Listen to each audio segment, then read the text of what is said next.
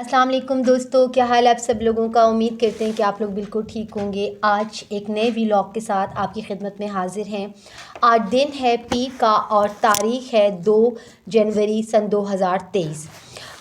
دوستو، national security committee کا اجلاس آج ہو رہا ہے، جس میں ملک میں موجود دہشت گردی ہے، جس کی لہر جو ہے وہ روز بروز بڑھ رہی ہے، وہ ڈسکس کی جائے گی۔ اس کے ساتھ ساتھ امپورٹڈ حکومت کی وجہ سے جو ان 8 مہینوں میں جو معاشی صورتحال پیدا ہوئی ہے ملک میں، اس کے بارے میں ڈسکس کیا جائے گا۔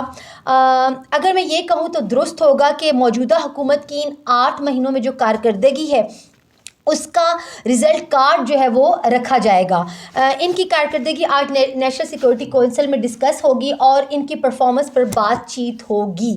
ردا، کیا بولیں گی اس سیکورٹی کونسل کے اجلاس کے بارے میں؟ السلام علیکم شمیم۔ السلام علیکم وعلیکم پاکستانی السلام۔ شمیم، اگر آپ سیکیورٹی ایشوز کو لے کے چلیں تو مجھے سمجھ نہیں آتی۔ افغانستان کا بارڈر جو ہے 7 ممالک سے ٹچ ہوتا ہے، مگر صرف دہشت گردی پاکستان میں ہی کیوں اتنی زیادہ بڑھ گئی ہے؟ بالکل، صرف پاکستان کے راستے کیوں اتنے آسان کر دیے گئے ہیں کہ وہاں پہ آرام سے دہشت گرد اس طرح گھس رہے ہیں اور پھر اس طرح دھماکے ہو رہے ہیں، سب کچھ ہو رہا ہے۔ رہی بات معیشت کی شمیم، ہم نے 8 ارب ڈالر واپس کرنے اور ہمارے خزانوں میں سوائے آڈیو اور گندی ویڈیو کے کچھ بھی نہیں پڑا ہوا۔ ان کو ایک بات سمجھ نہیں آتی، اجلاس کر کے صرف عوام کو کیا دکھانا چاہ رہے ہیں؟ ہمیں اس کا حل چاہیے۔ اجلاس میں دیکھتے ہیں یہ کیا ڈیسائیڈ کرتے ہیں، کس طرح دہشت گردی کو روکتے ہیں، مگر جہاں تک ایک عام بندہ اگر شمیم سوچے تو دہشت گردی کی وجہ ہمیں سمجھ آ رہی ہے کہ کیا وجہ ہے اور ہمارا خزانہ کیوں خالی ہو گیا ہے، سب جانتے ہیں۔ اگر اجلاس دیکھیں اب کیا فیصلے ہوتے ہیں اجلاس میں، اب تو پتہ چلے گا جب اجلاس ہوگا تو بالکل دیکھتے ہیں کیا ہوتا ہے۔ ردا، دیکھیں کتنی عجیب سی بات ہے کہ ہمارے ملک میں ڈائریکٹ ایک ملک سے، ابھی پچھلے دنوں ہم نے اپنے ولاگ میں بھی اس کا ذکر کیا تھا کہ امریکہ نے اپنی ایمبیسی کے لوگوں کو جو ہے وہ نجی ہوٹلز میں اسٹے کرنے سے روکا تھا، ٹھیک ہے۔ اسلام آباد میں کچھ نجی ہوٹلز ہیں جن میں کچھ امریکنز لوگ آ کے رکتے ہیں، تو امریکن ایمبیسی نے ان کو ان ہوٹلز میں اسٹے کرنے سے روکا تھا۔ یہ ہم اپنے ناظرین کے ساتھ بات شیئر کرتے ہوئے چلیں کہ کچھ لوگ جو ہیں جن کی وجہ جو افغانستان کی حکومت کو نہیں پسند تھے، وہ اسلام آباد میں آپ کو پتہ ہے کہ آئے دن میٹنگز ہوتی ہیں، کچھ افغانی ہیں وہ بھی آ کر اسلام آباد میں رہتے ہیں اور کچھ امریکن جو ہیں وہ آ کے ایک نجی ہوٹل میں اسٹے انہوں نے کرنا تھا۔ اب آپ خود اندازہ لگا لیں ردا کہ پاکستان کی سیکورٹی کے یہ حالات ہو گئے ہیں کہ ڈائریکٹ افغانستان اس نجی ہوٹل کو تھریٹ کرتا ہے اور انہیں کہتا ہے کہ اگر یہ اسپیسیفک لوگ جو ہیں امریکن آپ کے یہاں اسٹے کریں گے تو ہم دہشت گردی کا کوئی بھی اٹیک کر سکتے ہیں آپ کے اوپر۔ اور اس طرح سے امریکن ایمبیسی کو یہ بات پتہ چلی اور امریکن ایمبیسی نے باقاعدہ اس ہوٹل کا نام جو ہے وہ میڈیا کے تھرو یا لوگوں کو بتایا کہ اور اپنے لوگوں کو یہ منع کیا کہ وہ وہاں اسٹے نہ کریں۔ تو اب آپ خود اندازہ لگا لیں کہ یہ حالات ہو گئے ملک کے کہ ایک بیرون ملک جو ہے نا وہ ہمارے پاکستان کے ہوٹلز کو ڈائریکٹ تھریٹ دے رہی ہے۔ شمیم آپ دیکھیں نا، ہماری فوجیں، ہماری ISI، ہمارے حکمران کدھر غائب ہیں؟ یہی تو ردا، گندی آڈیو اور ویڈیو میں مصروف۔ میں آپ کو ایک بات بتاتی چلوں ردا، رانا ثناء اللہ جو ہمارے وزیر داخلہ ہیں سو کالڈ، انہوں نے افغانستان کے بارے میں کوئی کمنٹس دیے ہیں جس کی وجہ سے اور حالات بہت کشیدہ ہو گئے اور ان کا جواب بھی افغان حکومت نے دیا ہے۔ اب آپ خود اندازہ لگا لیں، بہت برے حالات ہیں شمیم۔ پھر یہ ٹیکنوکریٹ حکومت کا ایک نیا مذاق لے کر آئے تھے، وہ مذاق انہوں نے ختم کر دیا۔ سننے میں آ رہا ہے کہ ان کے پاس ٹیکنوکریٹس ہی نہیں ہیں ان کی حکومت میں، کہتے ہیں نا 81 رکنی بینچ ہے جس میں کتنوں کے تو بعد عہدے ہی موجود نہیں ہیں۔ اگر اس کے مقابلہ اب عمران خان کی حکومت دیکھیں شمیم، ایک سے ایک ٹیکنوکریٹس ان کی حکومت موجود تھا۔ کون سے تھے؟ رضا باقر تھے، ہمارے شوکت ترین تھے، اس طرح ہماری فیمیل جو تھیں، کیا نام تھا ان کا، ثانیہ سم تھنگ کچھ تھیں، یہ سارے ٹیکنوکریٹس تھے۔ ایک سے ایک ٹیکنوکریٹس عمران خان نے اپنی حکومت میں رکھے ہوئے تھے۔ رضا باقر ماشاءاللہ ہمارے ڈاکٹرز تھے اور بھی بہت سے لوگ تھے، ان کی حکومت میں کوئی ٹیکنوکریٹس موجود ہی نہیں ہے۔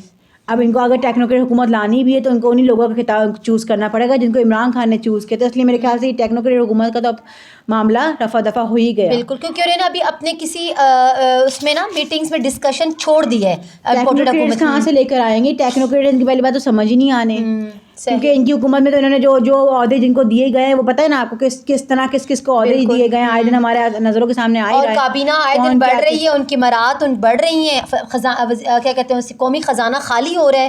شمیم آپ کو ان کی حرکتیں نظر آتی ہیں نا, کون کس کو کس طرح سیٹیں دی جا رہی ہیں اور کون کیا کارنے میں انجام دے رہا ہے, بالکل آئے دن ہماری آنکھوں کے سامنے آ ہی رہا ہے. بالکل اس لیے ہمارا ملک ڈوب رہا ہے اور دہشت گردی اتنی تیزی سے بڑھتی چلی جا رہی ہے. مگر یہ اجلاس کرنے سے, اگر یہ اجلاس کرنے سے اس میں کوئی دنگے فیصلے کر سکتے ہیں تو میں ویل اینڈ گڈ ہے, میں دیکھتے ہیں کیا ہوتا ہے. Hope for the best. دوستو, عمران خان کہتے ہیں کہ ابھی تک ملک میں پرانی اسٹیبلشمنٹ کا سیٹ اپ لگا ہوا ہے.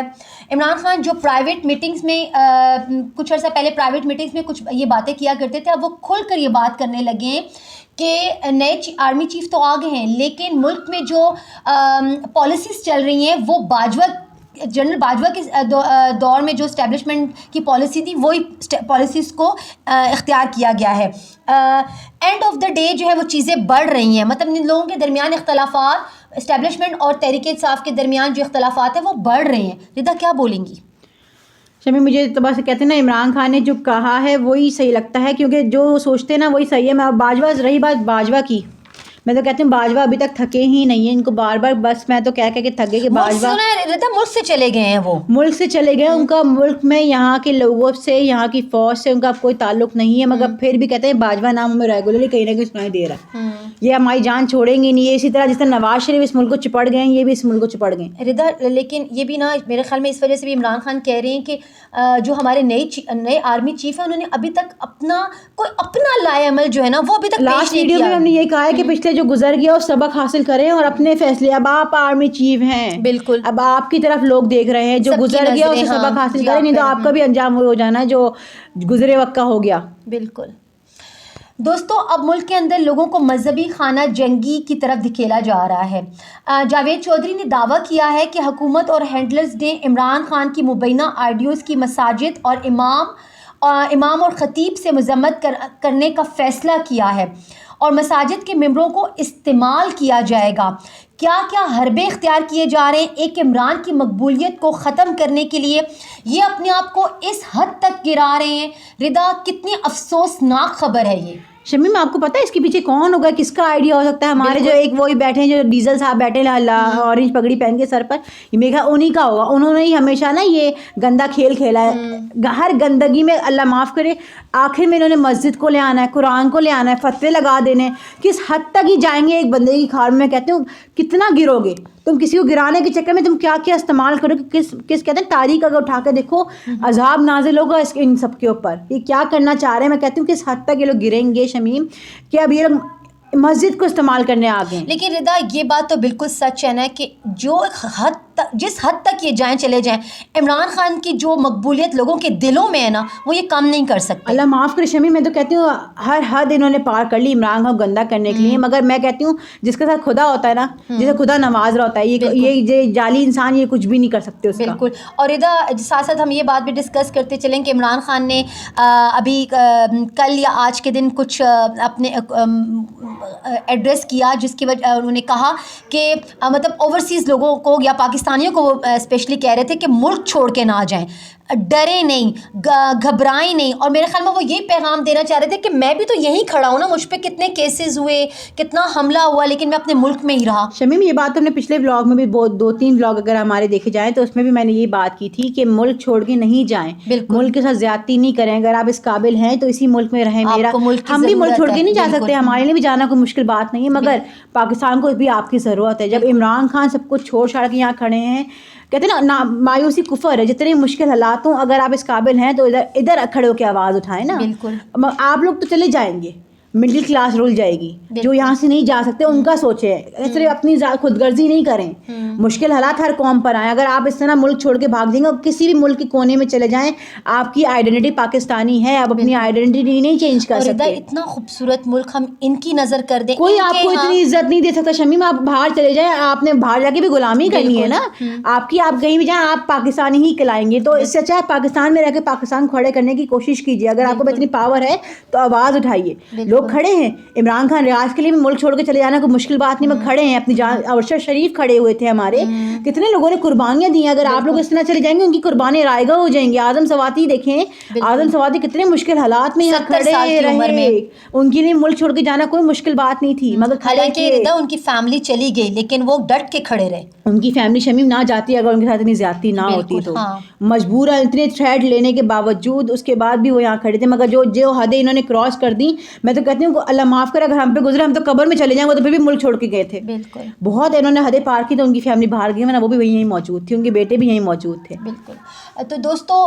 دیکھیں آپ, عمران خان بھی یہ کہتے ہیں, اور ہم ابھی اپنے پلیٹ فارم سے یہ بات اپنے دوستوں سے اور آپ لوگوں سے شیئر کرتے جائیں گے کہ یہ ملک بہت خوبصورت ہے. یہ ملک اس لیے نہیں بنا تھا کہ ہم جو ہے نا ایسے کرپٹ نظام کو جو ہے وہ تسلیم کریں. تو اس لیے خدا را آپ اپنے اس عظیم ملک کی خاطر ملک کو نہ چھوڑ کے جائیں, ان کا مقابلہ کریں اور ان کو قبول, عمران خان یہ کہتے ہیں قبول نہ کریں لیکن ان کا مقابلہ کریں. ٹھیک ہے. ساتھ ساتھ ہم یہ بات بھی شیئر کرتے جائیں کہ ایک بہت اچھی خبر جو سوشل میڈیا پہ بھی چل رہی ہے اور میڈیا کے تھرو بھی آپ کو پتہ چلے کہ اعظم سواتی جو ہیں وہ ان کی ضمانت منظور ہو گئی ہے. کافی دنوں کے بعد کمرہ عدالت میں بابر امان جو ہیں انہوں نے ضمانت کی درخواست دی تھی, اور جب جج نے فیصلہ جو ہے وہ محفوظ کر لیا اور 1 بجے جو ہے نا ان کی ضمانت جو ہے منظور کر لی. لیکن رضا ان کی ضمانت تو منظور ہو گئی, یہ بہت اچھی بات ہے. لیکن ایک اور خبر جو شاید آپ نے بھی محسوس کیا کہ ارشد شریف کا کیس جو ہے وہ آگے نہیں بڑھ رہا اور نہ ان کی والدہ کا کچھ پتہ چل رہا ہے.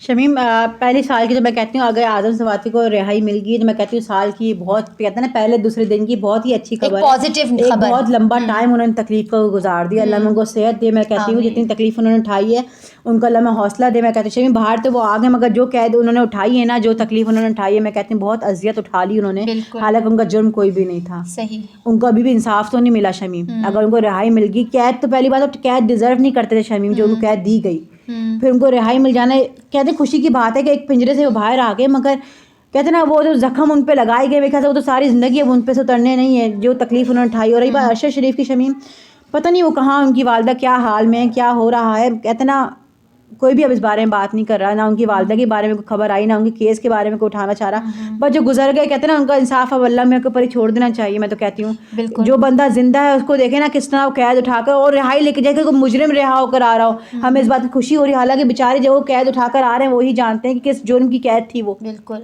حالانکہ ان کا جرم کوئی نہیں تھا, ان کی جگہ کسی اور کو اندر ہونا چاہیے تھا. بالکل. اب دیکھیں نا شہباز گل کو جب سے ان کے ساتھ یہ مسئلہ ہوا ہے وہ کھل کر کچھ اپنے اظہار کا کہاں ہے شہباز گل شمیم, جس طرح وہ بولا کرتے تھے وہ ڈپریشن کا شکار ہے, ایک پڑھا لکھا آدمی اس کو ڈپریشن کا شکار ہے, وہ منظر عام سے وہ بھی غائب ہیں. بالکل. کہتے ہیں نا جو اعظم سواتی کا اگر ہم ان کی رہائی کی خوشی بنائیں تو ایک خلش ہے کہ وہ بندہ قید ڈیزرو ہی نہیں کرتا تھا, جو اس قید میں اس کو رکھا ہوا تھا. کس جرم کی سزا اس کو دی گئی اتنے عرصے جو اس تکلیف اٹھا کے واپس آ رہا ہے. ایک ٹویٹ کرنے کی جو انہوں نے بات, اور اس کے بعد انصاف مانگنے کی سزا. رضا ایاز صادق نے آج فواد چودھری کا ایک ٹویٹ تھا کہ ایاز صادق نے قمر جاوید باجوہ اور یہ حالیہ جو چیف ہے ان کے بارے میں کچھ برے الفاظ استعمال کیے ہیں. تو فواد چودھری بھی یہ کہتے ہیں کہ جو پی ٹی آئی اگر کوئی برا کہے تو وہ حرام ہے, اور اگر پی ڈی ایم کو کوئی بندہ اسٹیبلشمنٹ کے خلاف کہے تو وہ حلال ہے. شمیم ان کا تو وہی بات ہوگی, تمہارا کتا کتا ہمارا کتا ٹامی. بالکل, ان کا وہی حساب ہے کہ تم کرو تو کوئی بات نہیں, ہم کریں تو کوئی بات نہیں, تم کرو تو گناہ عظیم ہو گیا. ان کے ساتھ تو وہی قانون ان کی جیب میں پڑا ہوا ہے, ادارے بھی ان کی جیبوں میں پڑے ہوئے, جب دل چاہے جس طرح چاہے اس کو استعمال کرتے ہیں. یہ عام مظلوم آدمی ہو گیا. پہلی بات تو سر فیض آپ مظلوم سمجھتا ہماری پی ٹی آئی والے ہو گئے اب تو, کہ ذرا وہ چھینک بھی لیں تو گناہ عظیم ہوتا ہے, اس پہ بھی ایک ایف آئی آر کاٹ دیں گے. عمران خان نے اس طرح چھینک دیا یا پی ٹی آئی کارکن نے اس طرح چھینک دیا. اور نئی بات چلی پڑی ہے کہ سوشل میڈیا صارفین پہ بھی اب آپ کیسز شروع کر دیے انہوں نے. نیا طریقہ اب ہے کہ چلے ہم پہ بھی بہت جلد ایف آئی آر ہونے لگی, تیاری پکڑے آپ بھی, میں بھی تیاری پکڑتی ہوں کہ چل ہمارا بھی چینل بلاک ہوگا اور ہم پہ بھی ایف آئی آر کٹیں گی. اب کہ بھائی نام نہ لو باجوہ کا، نام نہ لو حکومت کا، نام نہ لو ان کا چیری بلاسم کا، امپورٹڈ حکومت کے اور مریم بی بی کی تسبیح پڑھو. ہاں امپورٹڈ حکومت میں جو ہو رہا ہے نا ان کا ذکر نہ ہو، نہ کرو. مریم بی بی کے میک اپ کی بات نہ کرو. اتنا میں کیا کروں، بس ہم بھی تیاری پکڑے FIR کی، اور ہمارے چینل بند ہونے کی دعا کیجیے گا کہ کہیں ہم بھی آپ کو اندر ہی نظر آئیں گے، اندر ہی اگلا ولاگ جیل میں بنائیں گے. تیاری کرے. صحیح جی دوستو، آج کا ولاگ یہاں تک، انشاءاللہ کل ملاقات ہوگی. اپنا بہت سا خیال اور رکھیں. اگر ہمارا ولاگ آپ جیل میں دیکھیں تو گھبرائیے گا نہیں، ہم جلد واپس آئیں گے. اللہ تعالیٰ خیر رکھے، اپنے ملک کو آباد و شاد رکھے.